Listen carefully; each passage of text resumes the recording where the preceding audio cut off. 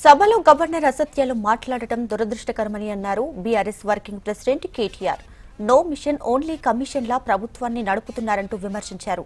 ప్రజా సమస్యలను గాలికి వదిలేసి ఢిల్లీకి మూటలు పంపడమే సీఎం రేవంత్ పనిగా పెట్టుకున్నారన్నారు.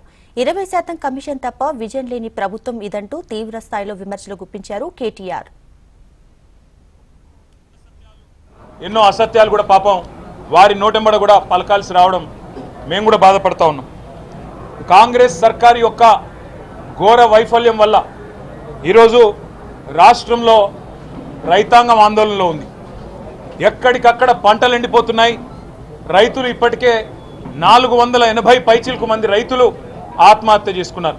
ఈ రోజు వరకు రాష్ట్రంలోని ఏ గ్రామంలో కూడా 25 నుంచి 30% మించి రుణమాఫీ జరగలేదు. ఇది నిర్వివాదం. ఇది మేము శాసనసభలో పోయిన సమావేశాల్లోనే అడిగినాం. ముఖ్యమంత్రి గారు సొంత ఊరికి పోదామా, సొంత నియోజకవర్గానికి పోదామా, ప్లేసు డేటు టైము మీ ఇష్టం, ఊరు కూడా మీ ఇష్టం.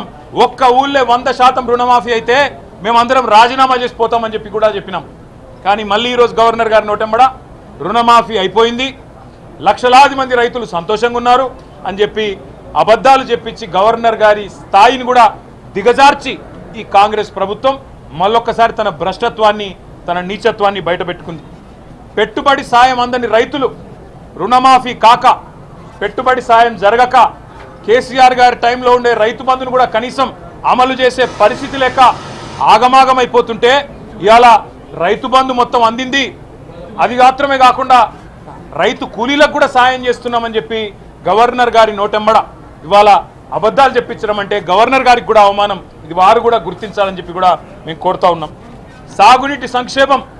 సాగునీటి సంక్షోభం రోజు రోజుకు తీవ్రమవుతా ఉంది. కేవలం కేసీఆర్ గారి మీద గుడ్డి ద్వేషంతో, మా పార్టీ మీద గుడ్డి కోపంతో అక్కడ మేడిగడ్డను రిపేర్ చేయకుండా 15 నెలలు ఎండబెట్టడం వల్ల ఇవాళ మొత్తం గోదావరి పరివాహక ప్రాంతంలో ఎండిపోతున్న ప్రతి ఎకరా పంటకు బాధ్యత తీసుకోవాల్సింది రేవంత్ రెడ్డి అనే ఈ ముఖ్యమంత్రి.